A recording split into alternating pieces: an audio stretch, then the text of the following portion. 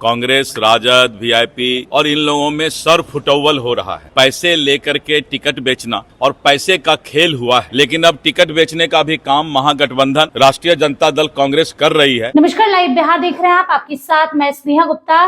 देखिए, बीजेपी के प्रदेश अध्यक्ष दिलीप जायसवाल आज रवाना हो रहे हैं चुनावी प्रचार प्रसार के लिए, और इनसे पूछा गया कि अब लालू परिवार पर, तेजस्वी यादव पर पैसे लेके टिकट बेचने का आरोप लग रहा है। ऐसे में दिलीप जायसवाल भड़के नजर आए और सीधे तौर पे तेजस्वी यादव और लालू परिवार को निशाने पे रख दिया और कहा कि बिहार की जनता जान चुकी है, 14 नवंबर को सफाया हो जाएगा और एनडीए की सरकार फिर से आएगी। क्या कुछ कह रहे हैं दिलीप जायसवाल, पहले आप इस वीडियो पर नजर डालिए।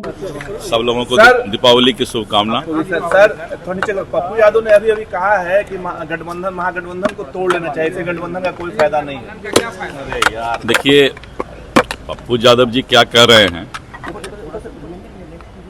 मैं नीचे करो मुंह पर से यार, सब उस पर कुछ नहीं बोलना चाहता, लेकिन मैं ये जरूर बताऊंगा कि बिहार की मतदाता देख रही है कि जिस तरह से महागठबंधन में कांग्रेस, राजद, वीआईपी और इन लोगों में सर फुटौल हो रहा है, और जिस तरह से लोकतंत्र का चौथा स्तंभ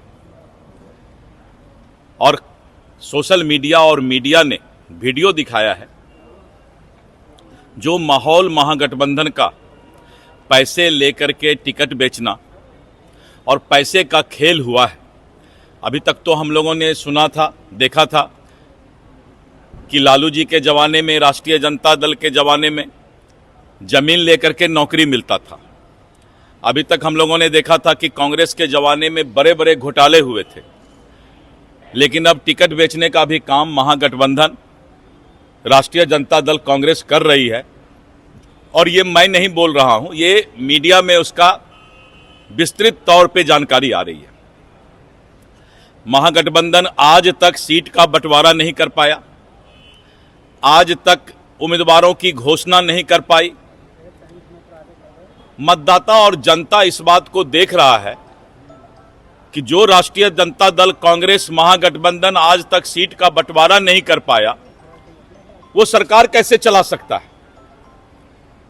और इसीलिए मतदाता ने मन बना लिया है कि विकसित बिहार के सपना को पूरा करने के लिए दुनिया के लोकप्रिय नेता और भारत के यशस्वी प्रधानमंत्री श्री नरेंद्र मोदी जी की गारंटी और नीतीश कुमार जी के विकास पर बिहार की मतदाता विश्वास करती है, और एनडीए 5 पांडव के तरह चट्टानी एकता के साथ चुनाव का आगाज कर रही है। और आपने देखा कि एक तरफ राहुल गांधी कर्पूरी ठाकुर जी का जननायक छीनना चाहता है, अपने साथ राहुल गांधी जननायक लगा लिए। ये बिहार का अपमान है, पिछड़ा अति पिछड़ा दलितों का अपमान है।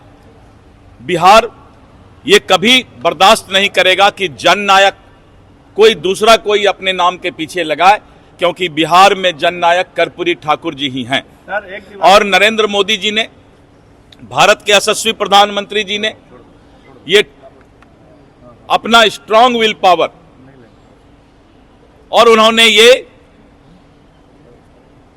कार्यक्रम तय किया है कि हम चुनाव का अभियान का शुरुआत, चुनाव प्रचार का शुरुआत कर्पूरी ग्राम जाकर श्री कर्पूरी ठाकुर जी के घर में नरेंद्र मोदी जी पहले जाएंगे।